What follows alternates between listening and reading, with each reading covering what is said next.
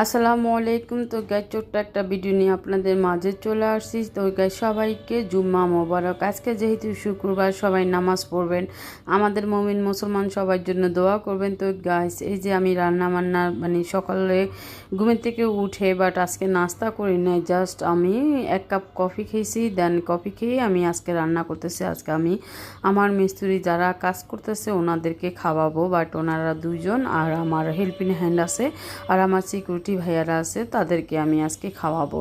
So আমি এখানে বেশি একটা আয়োজন করি নাই। আমি এখানে চিংড়ি মাছ দিয়ে আপনার এই যে ডাঁটা শাক রান্না করতেছি। চিংড়ি মাছ দিয়ে ডাঁটা শাক খেতে চাইলে তো আপাকে পাঠাইলাম, আপা শাক নিয়ে আসছে, ডাঁটা শাক। তারপরে আপা কেটে কুটে দিছে, তারপরে মশলা কষাইয়ে আপনার শাক বসাই দিছে। তারপরে আমার ফাইনালি শাকটা রান্না হয়ে গেছে। তো আমার 2 বাটিও হয়েছে। এখানে আমি 1 বাটি সিকিউরিটির জন্য আর 1 বাটি আমার এই যে মিস্ত্রিদের জন্য। ওনাদেরকে আজকে শুক্রবার যেহেতু আমি খাওয়াই, বাট আমার সপ্তাহে একদিন আমি গরিব মানুষকে আমি খাওয়ানোর চেষ্টা করি। আর মাংসর জন্য মশলা কষাই নিয়েছি। তারপরে মাংসটা আমার রান্না ছিল, আমি হাফ কষাইয়া রাখছি মাংসটা, আমার বেশি একটা যেন ঝামেলা না হয়।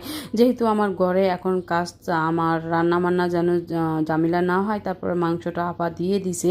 দেওয়ার পরে তারপরে এখানে আপা একটু পানি দিছে, বাট বাটিটা ধুয়ে দেওয়ার পরে এখানে 5 মিনিট কষাইছে।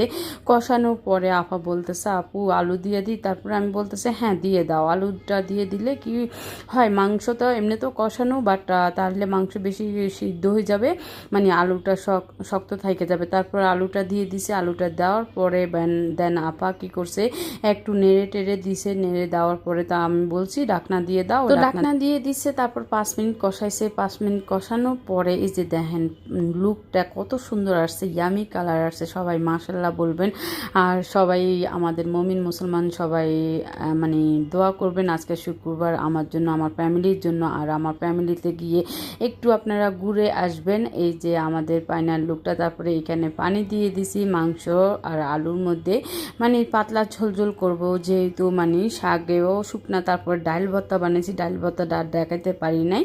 দেন এই যে মাংস ঝোলটা দিয়ে দেওয়ার পরে তারপর 10 মিনিট কষাইছে।